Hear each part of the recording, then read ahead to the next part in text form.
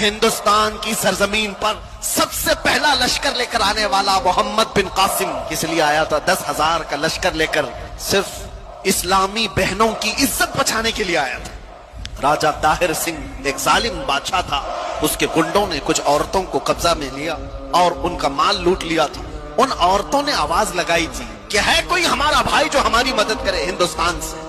تو اس وقت کچھ عرب کے تاجر یہاں پر تجارت کے لیے آئے تھے، انہوں نے یہ معاملہ دیکھا تو واپس جا کر گورنر جو اس وقت تھا حجاج بن یوسف اس کے زمانے میں، وہ لوگ واقعہ سنا رہے تھے۔ تو اسی واقعہ سنانے کے دوران دربار میں یہ نوجوان محمد بن قاسم جو بھتیجا ہے گورنر کا گزر رہا تھا، سن کر اسے بڑا شاق ہوا۔ پھر اپنے چچا سے کہا چچا جان مجھے اجازت دے، میں ہندوستان جاتا ہوں۔ تجھے دیکھا ہندوستان تقریباً 4,000 کلومیٹر دور ہند کی وادیاں دیکھا نہیں؟ اس نے کہا اللہ کی مدد آئے گی، میں لشکر لے کر جاؤں۔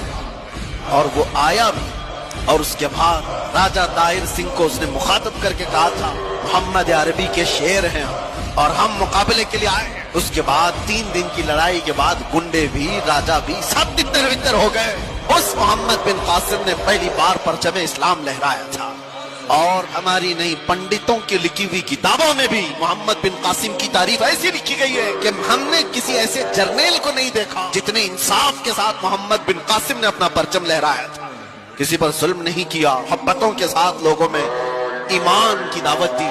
سوچئے آپ محمد بن قاسم جو اپنی بہنوں کی عزت کے لیے، اس کے سگی بہنیں کیا ہیں؟ دور اتنے دیش دور رہنے والی پیڑتائیں مظلومائیں، ان کی مدد کے لیے وہ وہاں سے چل کر آیا، جنگ بھی کیا، بہنوں کو آزاد بھی کرایا اور ساتھ ہی ایمان کی دولت بھی تقسیم کیا لوگوں میں۔ لیکن اس